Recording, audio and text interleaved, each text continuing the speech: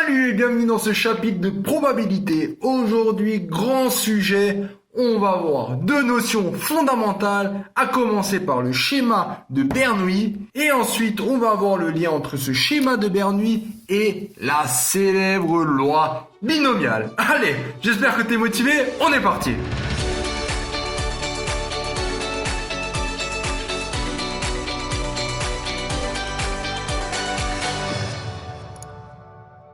Concernant le schéma de Bernoulli, première question, quand est-ce qu'on l'utilise? En effet, le schéma de Bernoulli, c'est quelque chose qu'on va utiliser dans un certain cas de figure, qui est le suivant. Il faut que ce soit une expérience aléatoire, que ce soit toujours la même, elle doit être indépendante, répétée à plusieurs reprises et admettre seulement deux issues, soit un succès, soit un échec. Voyons ça plus tranquillement. On va faire une série d'exemples et tu vas me dire à chaque fois si oui ou non ça suit bien un schéma de Bernoulli. Commençons par le premier, tranquillement. Je lance une pièce 10 fois de suite. Je considère pile comme succès. Alors, est-ce que c'est un schéma de Bernoulli? Schéma de Bernoulli, lors d'une même expérience, ok, donc ça c'est un lancer de pièce, il faut que ça soit indépendant. Est-ce que c'est indépendant? Si je lance la pièce au bout de la première fois ou à la 5e fois ou 8e fois, est-ce que tout ce lancer de pièce est indépendant? Oui. On sait que la probabilité d'avoir pile ou d'avoir face, c'est toujours 0,5. Ça change rien. Même si on a déjà eu 10 fois pile, la 11e fois, ça sera encore 0,5 chance. Est-ce que c'est répété plusieurs fois? Bah oui, on lance 10 fois, donc il y a bien une répétition. Et dernière, est-ce qu'il y a deux issues qu'on peut considérer comme succès et échec? Oui, c'est même précisé. Pile, c'est succès. Donc c'est quoi l'échec? C'est face. Est-ce que oui ou non, c'est un schéma de Bernoulli? Oui, on passe au prochain. Je lance un dé 15 fois de suite. Je considère un nombre pair comme succès. Est-ce que c'est un schéma de Bernoulli? Même question. Est-ce que c'est une expérience répétée plusieurs fois? Oui. Est-ce que c'est indépendant? Bien sûr que c'est indépendant. Et finalement, est-ce qu'il y a un succès? Oui, le nombre pair est un succès, donc l'échec c'est les nombres impairs. Donc oui, c'est bien un schéma de Bernoulli. Un troisième exemple, dans une urne contenant 5 boules blanches et 2 noires. Je tire une boule 5 fois. À la suite, sans remise. Alors, très bien important, à la suite, comme dire, il n'y a pas de remise. Je considère boule noire succès. Est-ce que c'est une expérience aléatoire répétée? Oui, on tire 5 fois à la suite. Est-ce que c'est indépendant? Qu'est-ce que t'en penses là? Est-ce que c'est indépendant ce truc? Regarde, si je tire blanc la première fois, la deuxième fois, il y a combien de boules blanches encore? Il n'y en a plus que 4. Donc t'es d'accord que c'est très important au deuxième lancer si j'ai tiré blanc ou noir. Pourquoi? Parce qu'il n'y a pas eu de remise. Il n'y a pas eu de remise. Donc c'est pas indépendant. Alors est-ce qu'on est dans un schéma de Bernoulli? Même pas besoin d'aller plus loin. Non, on l'est pas. C'est catégorique. Par contre, ça le devient si quoi? Si cette boule de la garder, on la met. Donc avec remise, ça devient bien indépendant. Parce qu'on aura quoi? On aura des boules noires. À chaque fois, la composition initiale sera la même. On aura une expérience répétée et la boule noire sera bien le succès. Je récapitule.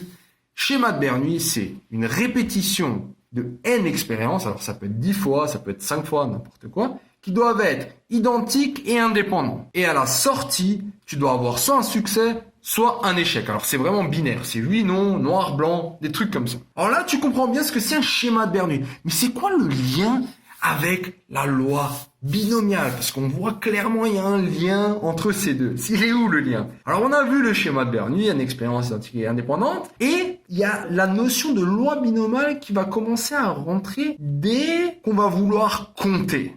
Dès qu'on va vouloir compter, on va parler de loi binomiale. Pourquoi? Alors, tu te rappelles bien de ça? Une variable aléatoire x. Une variable aléatoire x associée au schéma, qu'est-ce qu'elle fait cette variable aléatoire? Elle compte le nombre de succès obtenus à une certaine probabilité.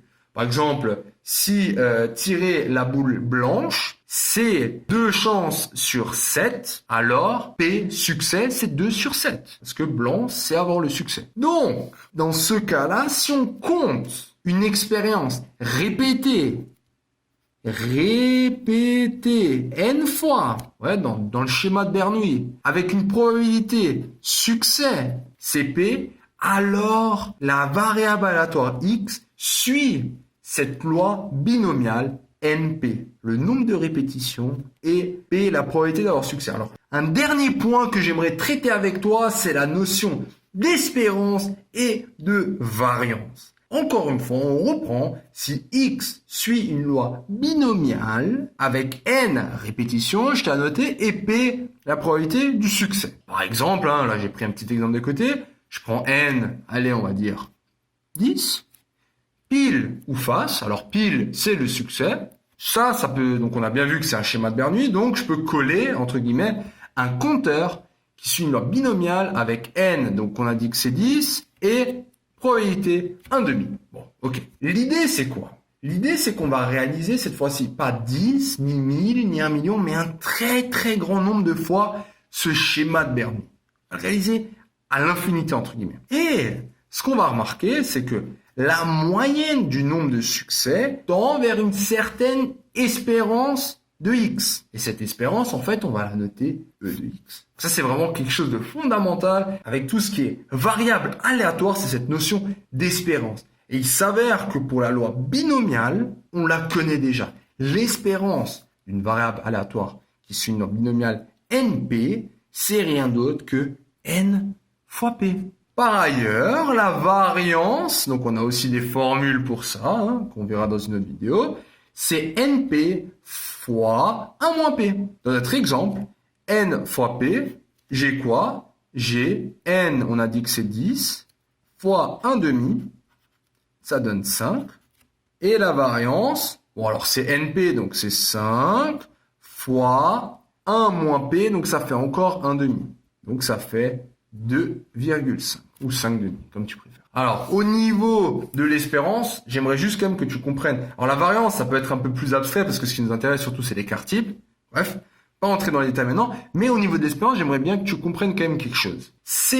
L'espérance, c'est rien d'autre qu'une moyenne du nombre de succès, théorique en tout cas. Donc, on peut s'attendre que ce compteur, oublie pas, ce compteur, il compte combien de fois pile lorsqu'on lance 10 fois. En moyenne, je veux dire, si on répète ce schéma une infinité de fois, alors on fait 1 million de fois ce schéma, on le fait 1 million de fois. Donc on lance 1 million de fois, 10, 10, 10. Si on fait la moyenne sur tout ça, a priori, on a 5 fois pile et 5 fois face. Parce que justement, pile ou face, la probabilité, c'est 1/2. Donc la moyenne de tous ces schémas, on a 5.